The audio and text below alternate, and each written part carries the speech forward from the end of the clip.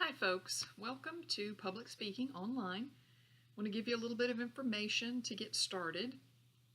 This is going to be a great semester, I know, but if you've never taken an online class, you need to know that they are more work than a regular class.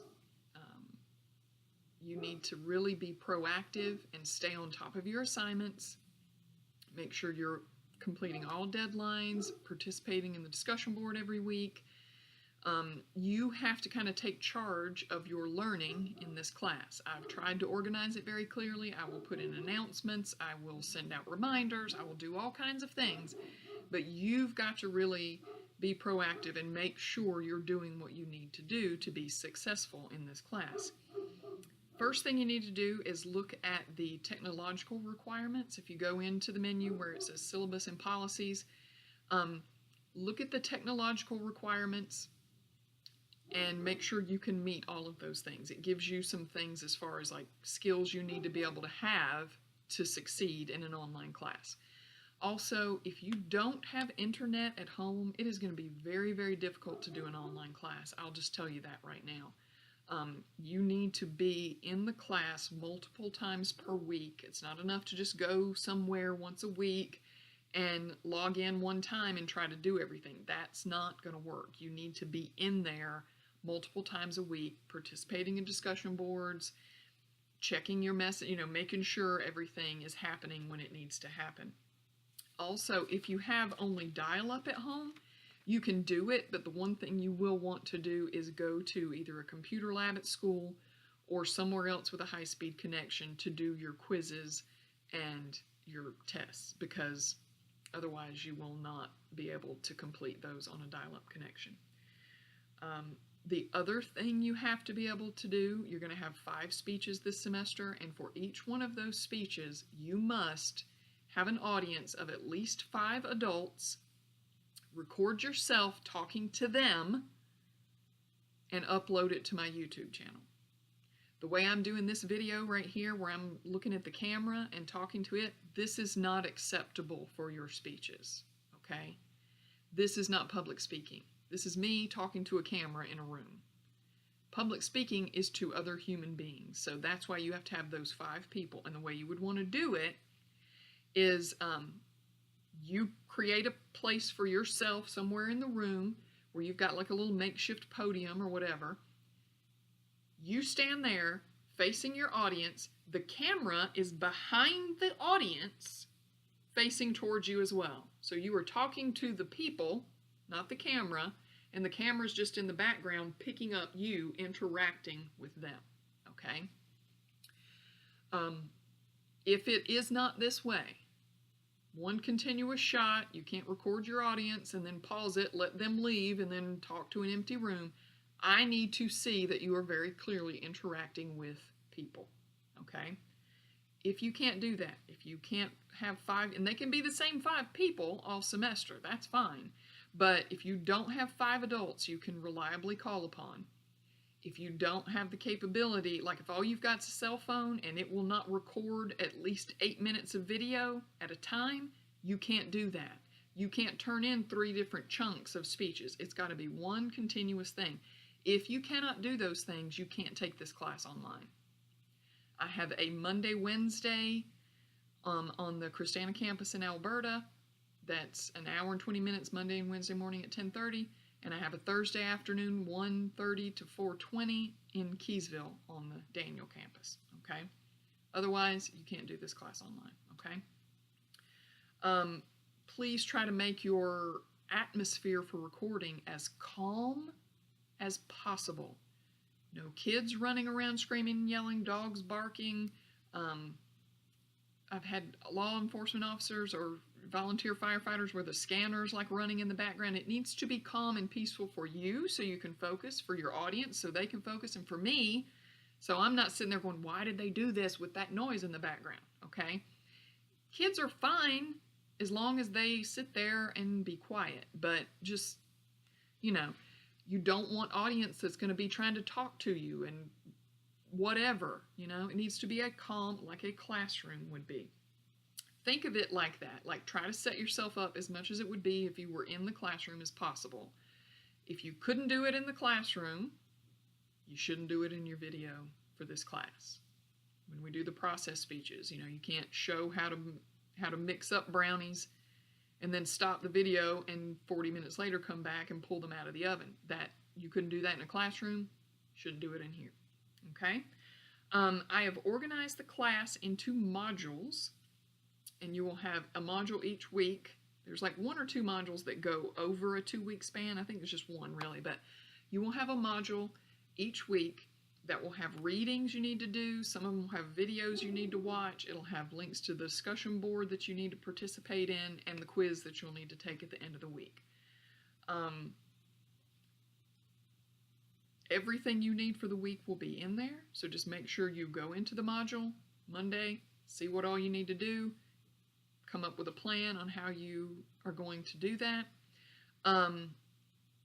and be very regimented on how you're going to fulfill all those things. Discussion boards, you need to put your answer to my question Monday morning to Wednesday night at midnight is the time for that.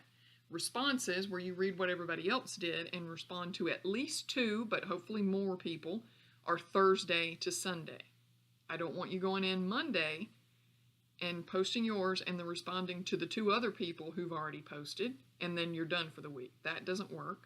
It doesn't work to go in on Sunday, post your thread, look through a few responses, and respond to 2 people. That doesn't work either. The idea is everybody is putting their thread in Monday through Wednesday, and then everybody's reading and responding Thursday through Sunday, okay? If 1 week that doesn't work for you and you can't get in there again later in the week, or you can't get in there till after Wednesday, it's always better to do something and at least get partial credit than to not do it at all. But you need to be adhering to that little formula, okay? And you have to do the one for this first week, or Southside says I have to drop you. Logging into the class and looking through things is not considered participation. We have to give you an assignment the first week, and if you don't complete it, you were not in the class, okay? So you've got to do that introduction discussion board to be in class. If you go 2 weeks without turning anything in, without participating in the discussion board, doing a quiz, anything, I have to drop you. It's not enough that I see that you've logged in and looked at something. You have to do work, okay? If you have a problem, something's going on that's keeping you from doing your work, you need to talk to me. Don't just disappear. Let me know what's going on and we'll see what we can work out, okay? So let's talk about the thing that I know is going to annoy people, but it's just the way it is. This semester, Southside has got a new policy. Every online class, every student is required to do 2 face-to-face assessments with me, okay? For this class, we're going to have 1 week where you've got 2 little short speeches to do, the special occasion and the impromptu. One you prepare, one you don't, that you're going to come in and do with me. The other one will be your end of the semester test, where you'll have to come in and take that where I'm proctoring it. There are only very extenuating circumstances to this, like you are in the military and you are in a different state. There's a bunch of paperwork you have to fill out to prove that. Otherwise, you're expected to do this. I am on the Christiana campus in Alberta Mondays and Wednesdays, and on the Daniel campus in Keysville on Thursdays. So each of these 2 weeks that we have these seated assignments, I'm going to give you options as far as days, places, and times. Okay? I will send out information way ahead of time. You will send back which of those time periods you are coming, and then you are expected to make that work. Okay? I will give you as many options as I can. I have 1 section of this class and 2 online humanities, so I've got a lot of these things I've got to juggle. And I will do my best to be as flexible as possible. But once I give you, here's your options, you have to make one of those options work, okay? I know it's going to be frustrating. I know it's going to be difficult. I know a lot of people are going to be, well, why am I taking an online class when I could just do a seated one or a hybrid or whatever? I know it's frustrating. I'm in an online graduate program right now in Minnesota where I'll never set foot on that campus. I'll never see anybody face to face. I understand that this is going to be annoying, but it is Southside policy now, so we've all got to just make the best of it. I'll do my best to be flexible, but you got to meet me halfway, okay? All right, so I've given you a lot of information. Now it's time for you to get started. You need to go into the Getting Started tab, work through all of that, and make sure you know what you're doing. Now, if you've had a bunch of online classes, especially if you've had me for a different class, you know how things are going to work, but just go through and make sure you know all that. Look at the syllabus, read it, send me that last page, just copy, highlight and copy that last page, paste it into an email, and type your information in is fine. So I know you've read through the syllabus. Look at the schedule, read through the policies, all of that good stuff. Make sure you are familiar with the class, you feel like you know what's expected each week, look through the modules.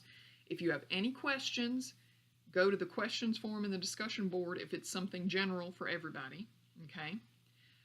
Because you might ask a question somebody else was wondering, and that way my answer can help somebody else. If it's something personal to you or specific to you in this class, just shoot me an email, and then go in there and introduce yourself in the first discussion board, okay? I am willing to do online meetings with you guys. There's a lot of things I can do to help you be successful in this class, but you've got to really put in the effort and the focus and be organized and proactive. This class, I will tell you, has a fairly high non-completion rate as far as online classes go, and it's because people think they can get an audience, and then something happens and they don't get one, and they can't get anybody to watch their speeches, and they don't upload in time, and all of that good stuff. Not being able to do the speeches the way they are required is the biggest reason people don't finish this class. So just think very long and hard, make sure you know exactly how you're going to do it, what technology you're going to use. Next week, I'm going to ask you to upload a really short video where you're just telling me your process speech topic, just so you know how to upload, where it's going to go, how it needs to be labeled, all of that stuff. You don't have to have an audience for that one. So that you know and I know that you've got the technology part down, you've got your 5 people squared away, and know how you're going to do that for this class. If you have any questions, need anything, call me during office hours, shoot me an email, come by my office. I've got an office in Alberta, and I've got an office in Keysville. I love to I'll kind of see your faces in your videos, but I love to actually meet online students. Let me know if there's something I can do to help, or whatever questions you have, and let's have a great semester.